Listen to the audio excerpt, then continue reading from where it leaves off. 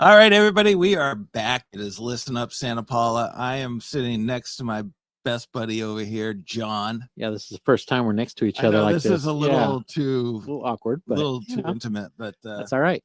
Let's keep our line right. I know we're both kind of sitting there like, don't touch me. Yep. Typical guys. But we have a guest, so Yes, we we needed do. to make room for the guest, and I think it would be more awkward if the guest was sitting next to me versus you. True. Yeah. So we got a great show lined up for you. So stay tuned. We'll be back right after this.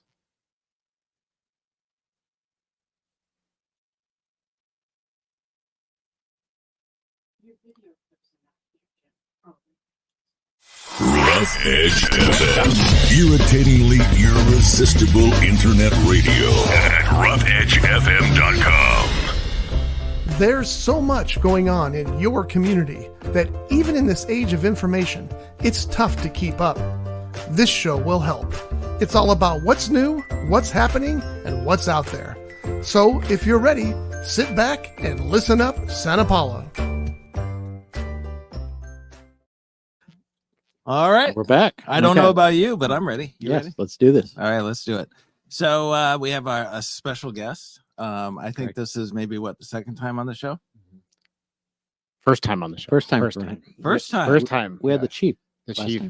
Oh, I know, but I thought Commander. Okay, so let's get the 411 on the police department. 911. What's your emergency?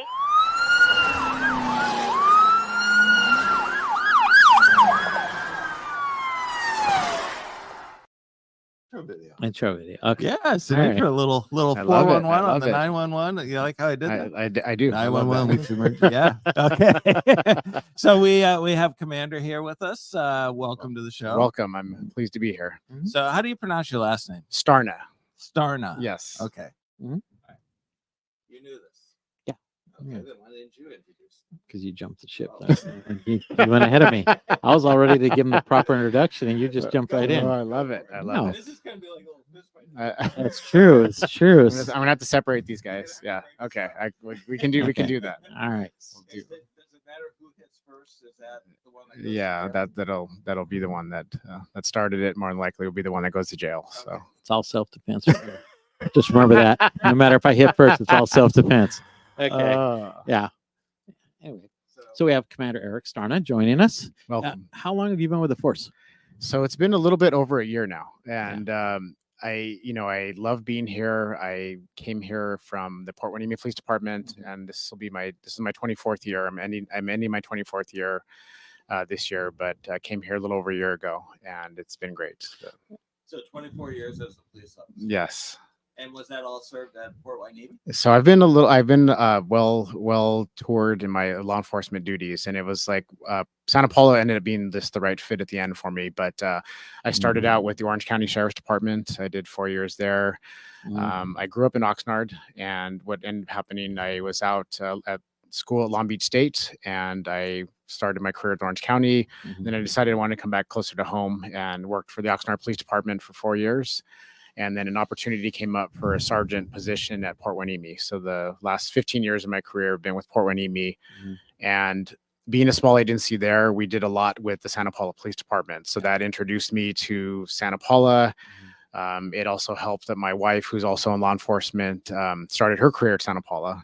So we were out here eating all the great food, visiting, and she was just telling me all these stories. And commander position opened up. I tested for it, got it, and here I am now, 1 year later. So commander is above sergeant. Yes. Okay. Is that like second in charge? Yes. So for over a year now, we just actually promoted a second commander. Cody Madison just got sworn in as the commander last week, as a matter of fact. So now I have some help, which is good. But for this period of time, it's just been myself and Chief Aguilar kind of steering the ship. Yeah. All right, now he doesn't listen to this show, so how is it looking for Chief? It's been great. I respect. He's given me a great opportunity here. He's been mentoring me a lot. So we have had to deal with a lot of challenges, and we're getting through those. And again, it's been great. It's working for him. So I'll say it's such a positive environment now with the police department over the last year. I mean, a huge turnaround from what it used to be. Yeah. I mean, just love the new officers that are coming in, and just they're very community oriented, which Yeah. is great. Yeah. You know, I'm getting a lot of comments on how personable the officers are That's when great they to go hear. out there. So That's, credit to you and the chief for all you guys have done. That it's not hasn't been easy, I know, over the last 6 months to a year, but I mean, you've turned this department around. Thank you. Yeah, Really you know, it's great to hear that, because that's what you know, I'm big. The community has to be ingrained with the police department, and vice versa. And what I've heard is, over the years, we knew Officer Jimmy, we knew Bob, we knew they on the first name basis, Yeah. and we're going to get back to that. And I want them to be able to feel comfortable to call something in, as opposed to waiting after the fact, or what we get now is like they'll post something online and like, hey, did you call us? And I want them to have that comfort level to reach out and come by, come visit, call, however you want to get in touch with us, but just get in touch. And that's what we're doing with our department. Yeah, there's two things that struck me with Santa Paula. The building and safety. When we interviewed him, he said, our job is to not say no. Right. Our job is to say yes. And then let's figure out together how we can get there. And when we were talking with Chief, he had the same thing, as, our job is to be embedded with the community and to serve the community. It's not to, go out and make arrests and write tickets. No. We're there to serve. Right. And so it says a lot to what Santa Paula is kind of all about. It is. And it tells, you can see it in people's, mentality and just the way that they do things. So, Yes. Well, the community support. I mean, back at the end of last year, I mean, when there was a question about sheriff's department coming in here, and you saw the community support. Oh my God, that was and I'll share this with I spoke at that. It was very emotional. I went home in tears that night, because it was amazing to see how many people showed up to support us, and we still see that now. And that's what I love. Like, this city's a little hidden gem, and again, we obviously want more visitors come by and visit. The businesses come, walk down Main Street and see how beautiful it is over here. But the community, I cannot say enough, and that's the one thing that our officers, like, some of the other agencies that our officers have friends with, they're envious, because, like, hey, we don't get that over here, and like that's Santa Paula. That's what we have over here. Yeah, so. I mean, I've lived my whole life here, and it's always been that way. We support our own. And that's unfortunately, what happened with the fire department, years ago, but and I know people are still upset about that, but nobody wanted to let the police department go at all, and because there's a long history here, and a lot of them are hometown people, homegrown here, so. No, it's good to see the community support. Great. And the fact that you guys are now giving back also. I mean, they're at every event.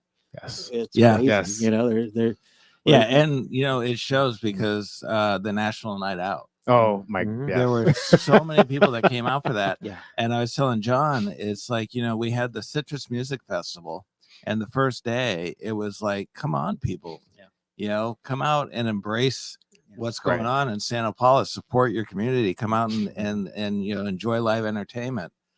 But boy, the Santa Paula Police put something on, and everybody's like, we're there. Exactly. Plus, I think the dunk tank helped. Oh, that was yeah. I quite hope you to get the dunk tank. Next year, I think I will. It was a win getting the city manager in there, though. Yeah, everybody wanted it. For some reason. I guess next year we'll have to do that again with Dan Singer in there. But people wanted to pay us. They said, "Wait, how much does this cost to dunk the city manager?" I told him, I said, he was in there, we paid you hit your city budget in one night. The National Night Out, it was a way for us. I guess we haven't done that for a while, and with COVID and whatnot. But that was also, again, another emotional night, just to see everybody. Not only the volunteers from the department, the people that the donations that came in to make that happen, and then the community. And I know next year it's going to be bigger, because now people are like, hey, wait, like we saw on social media, we heard from our friends what a night it was, and it was and everybody again kept asking, like, how much does it cost? And we just kept feeding people. We get the giveaways and everything, so that was amazing. And just the organizations that help participate as well, sponsor all that stuff. It was huge. So and the balloon animals. Balloon animals too. I actually ended up doing quite a few. I learned how to do balloon animals. How did you manage all the photos and the balloon animals? So I did all the photos first. Okay. And then Jared, after about an hour, he's like, Dad, I got a bunch of homework, so I'm gonna leave. And so I'm like, okay, I can do a dog and a sword. So the whole night, people were coming in and saying, "I like a cat," and I twist it into a dog, and I go, "Here's your cat." And then they say, "Can you make a giraffe?" And I'm like, "Yeah." So I made a dog with a big long neck. And I said, "Here's your giraffe." And so very limited skills, right? yeah, Okay. but, All right. but I learned how to do a flower now, and so That's great. Yeah, but that night it was great to see families out there. Yes. And that's what's great. And and seeing what the police officers do, how the officers are just open and talking and discussing things with them, and it makes them feel safe, comfortable. Good. So this community, it's all about trust. Yes. And you're seeing that community have a lot of trust in the police department now, which for several years ago got a little out of whack there, but it's good to see it back again. Yes, so, yeah, absolutely. Yeah, and it's amazing because a lot of times when you see the police, you kind of tighten up a little bit, and you're like, ooh. And here in Santa Paula, everybody's just like, oh my gosh, hey, so it's you're not somebody to be afraid of. No, and that's we don't want to portray that, because it's always that's the one thing, because we want people to, whether it's reporting things or coming out to us. When we get out, and I encourage officers, go do foot patrol, go down Main Street, go in some of the residential area, get out of your car, go talk to people. That's how you find things out. It's not always just be in our car all day, and let's wave at people, let's talk to people. So that brings up a question that I had. When Chief was here, he was talking about crimes of opportunity, and that they tend to be the thing that rises when crimes happen. So, when you think about a crime of opportunity, basically means like leaving your door unlocked with valuables in the car and things like that, right? Yes. Now, I know for me, you kind of think like, okay, I'm just kind of walking around and, oh, look, there's a laptop, I'm going to go steal it. Right. But these are people that are actually looking to commit a crime. Correct. It's just that they're not. So when it's a crime of opportunity, it's like, so they're here to commit a crime, but if it's too difficult, they leave. Right.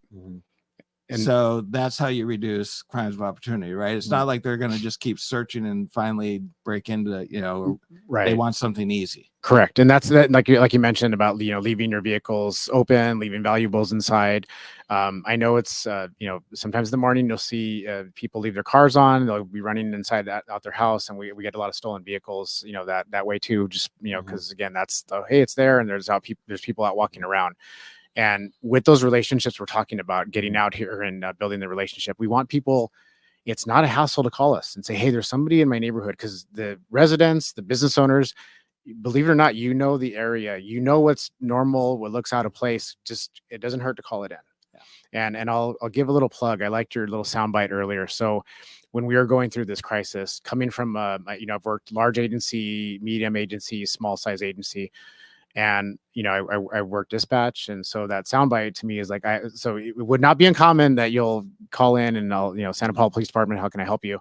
It'll be me on the phone, and sometimes it may be me going to the call. I still like to get out there and do that, but our dispatchers, there's one dispatcher, they have a set of questions that they have to ask, because they have to get certain information back out to our officers. So be patient with them, try to answer their questions the best you can, but don't hesitate to call that in, because that helps us prevent those crimes of opportunity if somebody's walking around, and that'll give us a reason to go and talk to those individuals and say, hey, what's going on, and why are you walking around over here? So should they be calling 911? Or should they be calling the police line? So if it's something that if you forget, and worst case scenario, I can't remember the non-emergency number, 805-525-4474 is our non-emergency number.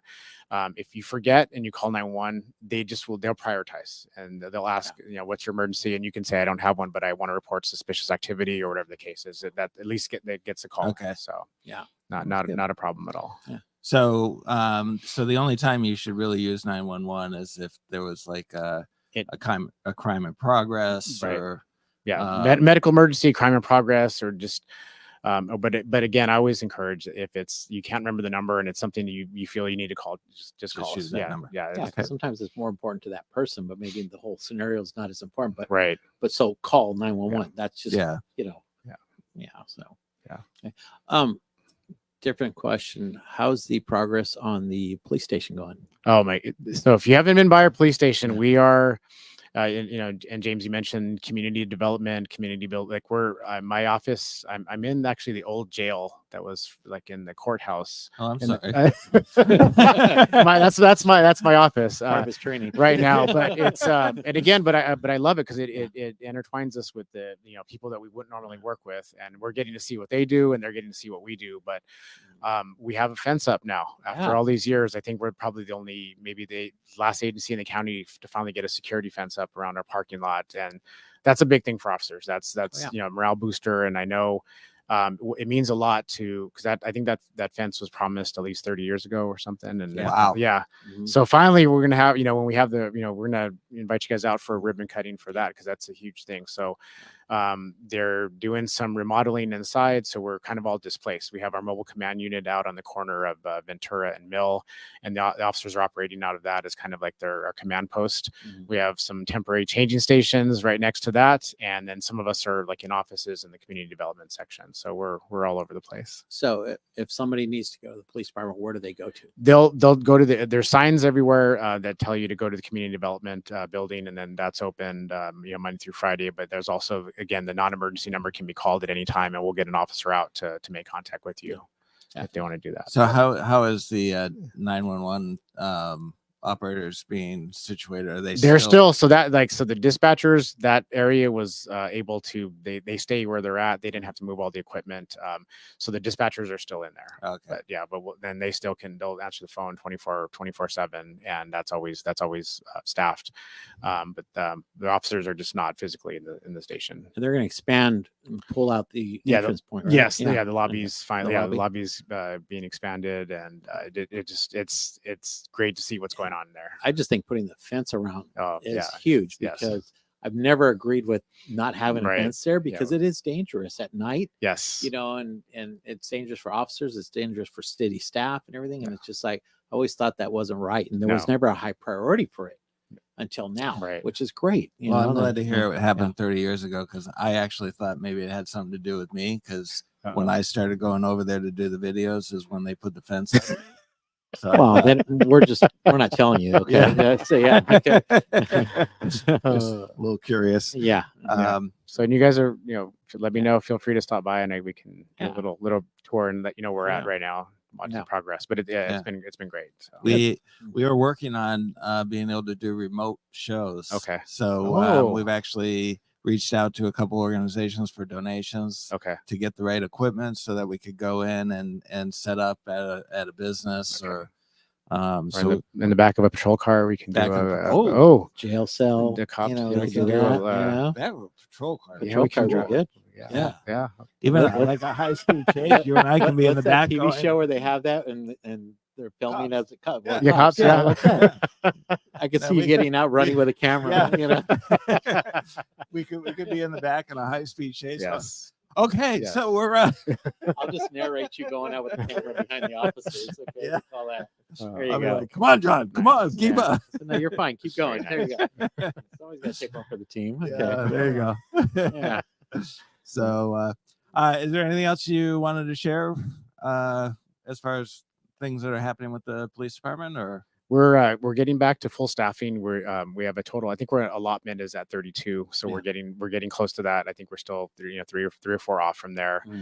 We're building back our reserve program. We just hired one reserve full time, so now we have a couple in background. So that was a big part of the department for many years, and I want to get back to that again. Yeah, and I see the Police Officers Association is building back up and strong again, which is good. I see there's some good officers that are involved in that too. Right. Yes. So that's been amazing. Yeah. Overall, the department, I think it's just really building up and improving, and to be one of our premier departments in the county. I agree with you, and the amount of support, again, like we just had the Rotary Club just recognized or was introduced to two of our newer officers, and that's just stuff that doesn't happen elsewhere that I've been part of, and so that's nice. Our officers like, wow, this is we're gonna get a come eat lunch with them, talk with them. We're gonna do that. Great. So a lot of good things happening right now. We all, I'm a Rotarian, we appreciate the officers and what they do too, and so it's good. I mean, and I think you see it with a lot of other organizations, Optimists and the other organizations that support the police department too.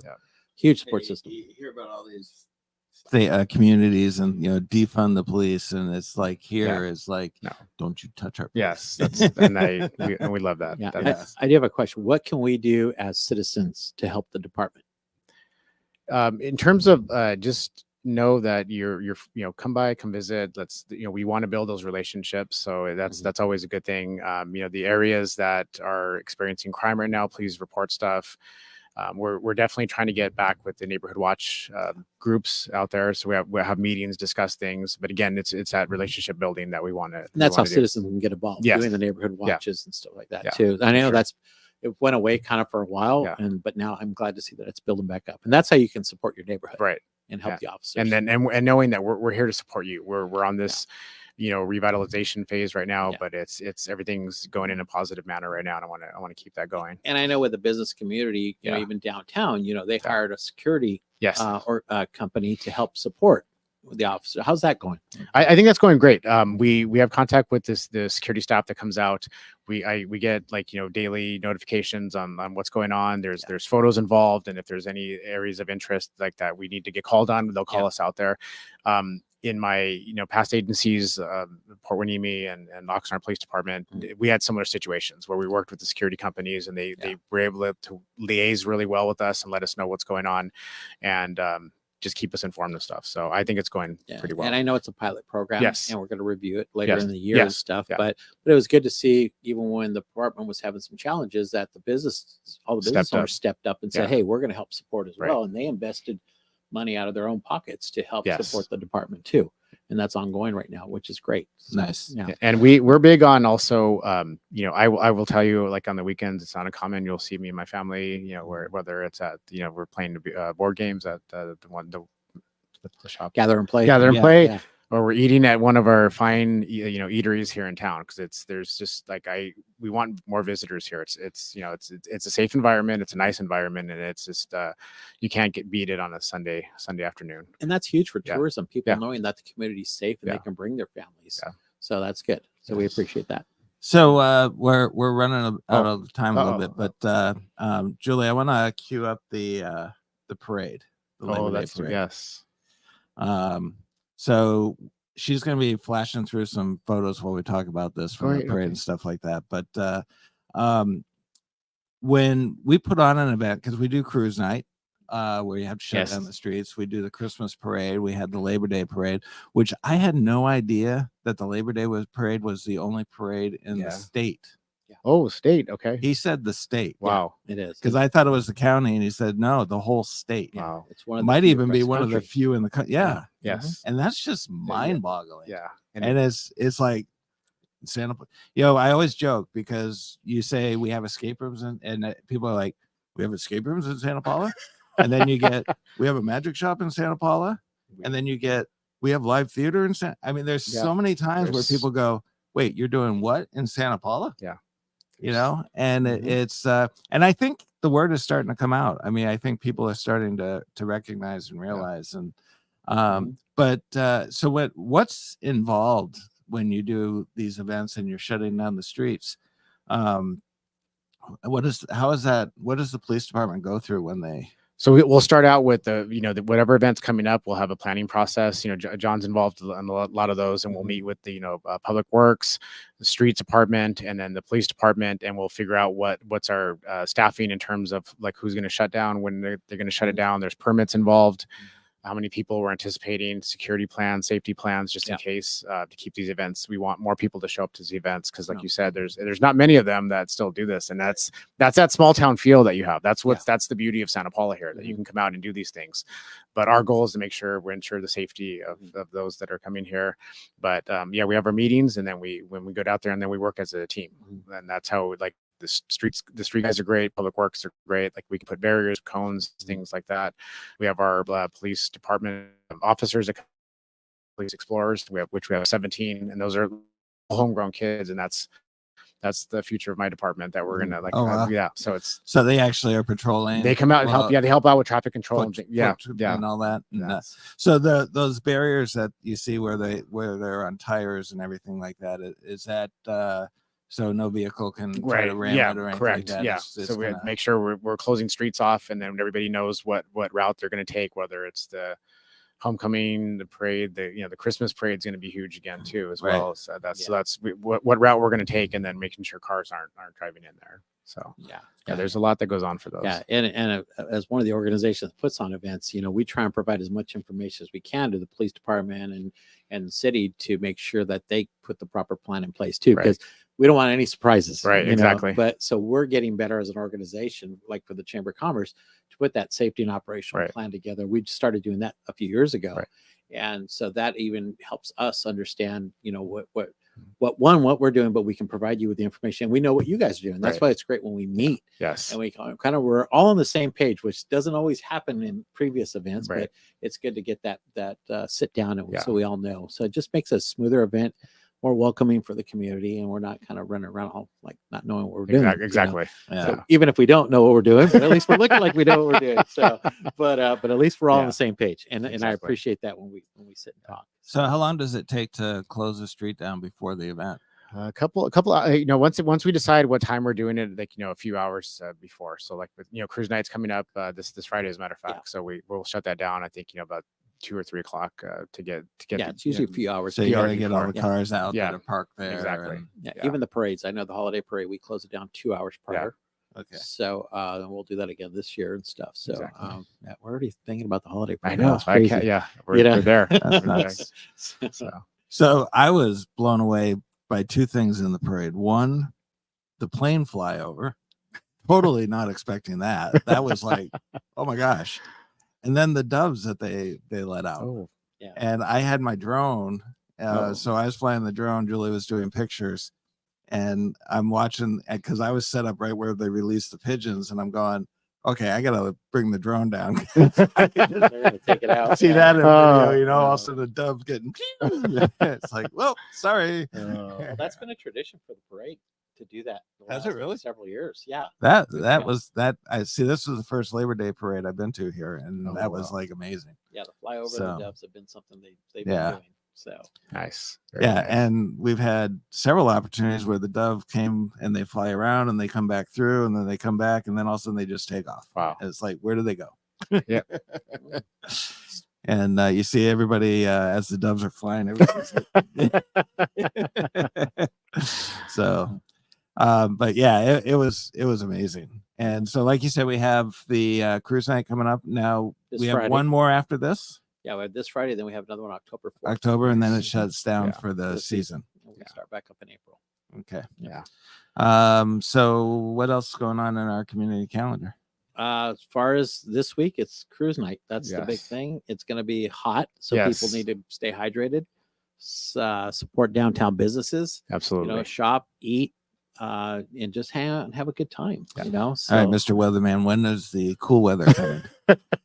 Supposedly next week. A little bit, but we're going to be like 100 degrees, I think, in the next few days. So it's going to be pretty hot. That's unusual for us here. Yeah. We're usually this time about the 80s, so it's probably 20 degrees hotter than it should be right now. But I know we have a cooling center that's open at the community center right now. They're doing that 10 to 4 today. Oh, really? Yeah. So you can, if you're feeling overheated, you can go there and cool down. Yeah. And then, check on your spray you with a hose. Maybe. If you need to, but I would say as a community, make sure you check on your loved ones, check on family, check on your pets. That's really important too, because there's, a lot of our houses here don't have air conditioning, especially our older homes. And so make sure you're checking on people. And if you have any concerns, we could always call the police department if there's any questions on something, or you need to have something checked because you're not sure. Exactly. So. And as a nonprofit, we do have our air conditioning on, but we will accept donations to help us pay for that air conditioning. The minute the show's over, it goes off, right? There you go. That's how it works. I only put it on for the command. You let me sweat it out. Anyway, thank you so much for coming on. Guys. Anytime. It was great. Anytime. So my understanding is it's going to be the first Wednesday every other month. Okay. That the police will let's do this. Yeah, for sure. So I told Chief, I said, let's put a hard schedule on there so that we know it's always going to be. Okay. And but I believe on the 18th of September, we are going to be getting an update on emergency preparedness. Yes, we have a great emergency manager, Kate Watkins. She was involved with the cooling centers, but she's been great. So she's been a huge asset to the department. huge So- asset. Yeah, So she was one who set up the cooling center. she's one of them. I think Yeah. that was Really? Yeah. Yeah. So she can do. Yes, we can have her. You want to do a remote at the cooling center? We could do a We could remote do that. too. Oh, Remember that'd- that, if that that'd makes be you feel nice. better. That'd be nice. Yeah. Jesus. If you don't want to turn on the AC here, we can go over there. Nice. So, anyway, but thanks. I love it. Thanks No, thank you, and I for everything appreciate you've what done. you guys are doing for the community, and this is great. So yeah, anytime. Sure. I love this. This is amazing. Like this is the uniqueness of the city and what Santa Paula has to offer. So You see, like, Nobody has any idea that surrounding us is like a total like explosion. But our living room looks good. Yeah. Yeah, Julie's going, and they didn't have to know. yeah. All right. Okay. Anyway, thank you for listening. We will be back next week, next Wednesday, and we'll be talking about. Hopefully, we'll have a business on. Yes. I put the word out. So good. I like that. But thank you Thank you. again, Thank you. and stay safe, and don't forget, stay cool and stay hydrated. Yes. Thank you. This has been a Rough Edge Studios production.